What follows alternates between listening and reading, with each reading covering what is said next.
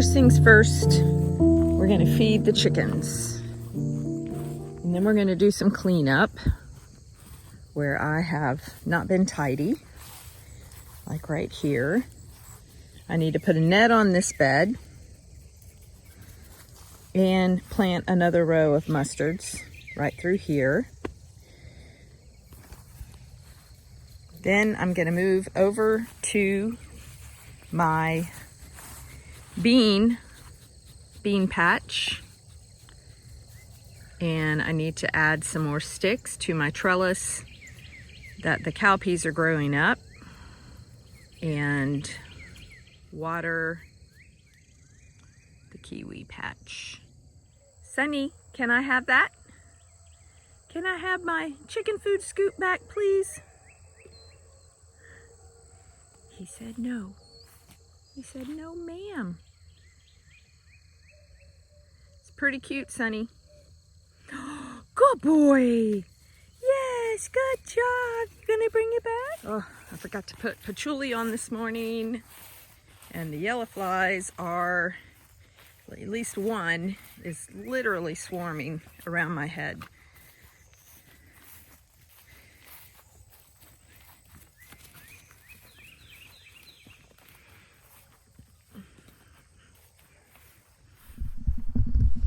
All right, so I'm patchoulied up. I'm coming back out here to the chicken coop because I've got a little treat for them. And I have been endeavoring to find ways to just recoup some loss in my food bill because we have a lot of chickens. We have 20, I think. And this right here is a very good way. Throwing them your fruit and veg scraps.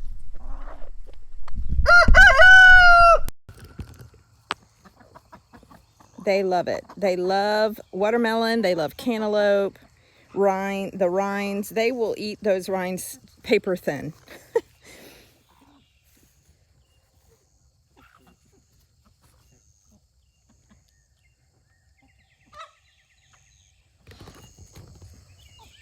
Anyway, I was saying, I cut up a large watermelon and a honeydew melon yesterday, and I gave them half of it last night, and that was just what was left this morning. And that can really help with your feed bill. There's lots of things that they'll eat that will fill them up. I mean, you know, if you think about it, if they didn't have you throwing grain to them every day, they would find food on the ground. They would eat bugs and grasses and leaves, and I mean, honestly, they eat everything. I wouldn't throw them raw meat, but you know, they are carnivorous. They really are. So anyway, I am gonna get my day going, and I'm excited about it. It is.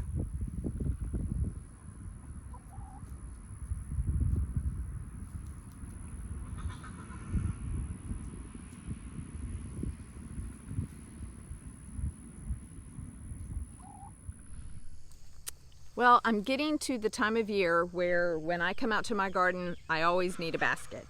So this is what I'm using today.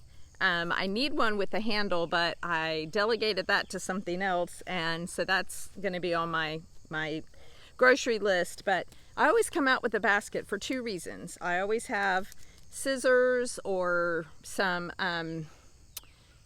I've been watching British gardening shows for so long, I don't even know what we call them anymore, but secongers is what they call them. And I always bring some twine. I don't recommend this twine, but it's all I have right now, and I do have some beans that need to be staked up. And then I also have it on hand for the harvest, because at this time of year, when you come out, there's always stuff growing. And don't think that you know what's growing. I'm tripping over my new little puppy dog over here. Don't think that you know what's growing. Sometimes you find out, you know, of course, when you don't have a basket, when you're empty-handed, but My beans are coming in, so they get harvested today. The more you pick them, the more they produce. I love these raised beds because they're sturdy enough that I can stand on the sides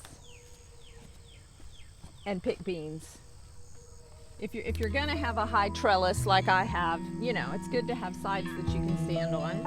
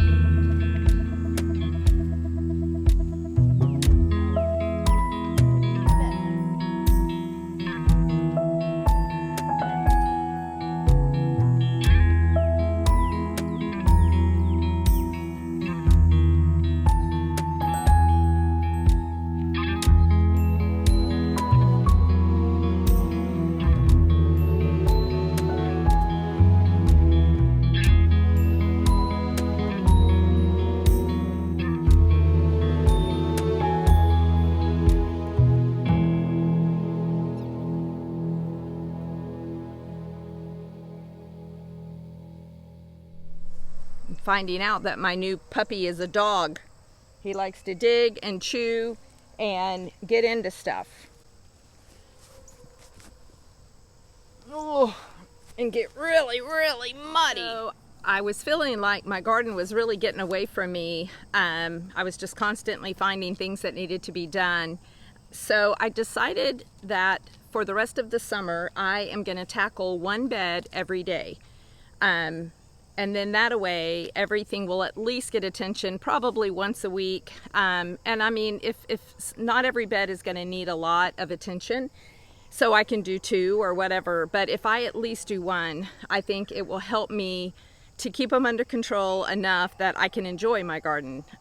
Because you know, it can be really stressful when you see the weeds. And another thing is I miss things that have come into harvest, like especially beans. I mean, they can produce beans that need to be harvested every single day. So if I at least cross by it a couple of times a week, I'll be able to get that harvest.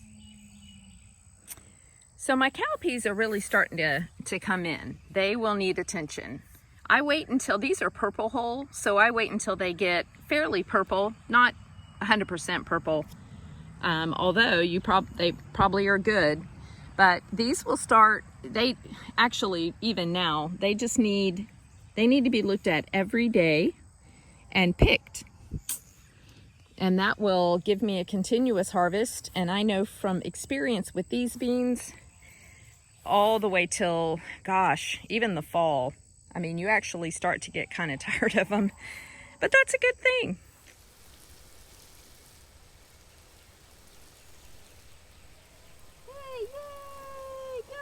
You made the right choice. Tomorrow I'm going to tackle this bed. As I was watering it, I was noticing and reminded that after we rebuilt the sides, there were big gaps, that need dirt. So I need to get some topsoil for that. I need to get some topsoil. I need to fill in the sides here, and I need to weed.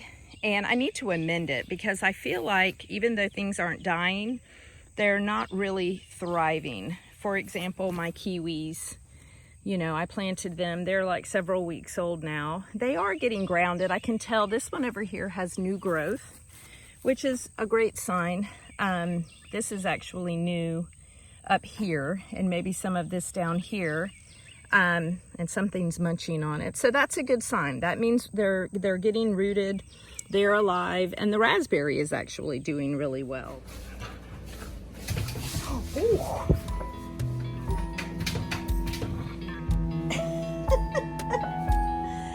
Your eyeballs are like, oh God. Thank you for joining me in my garden today. I really enjoyed showing you around and just talking about what's going on out there.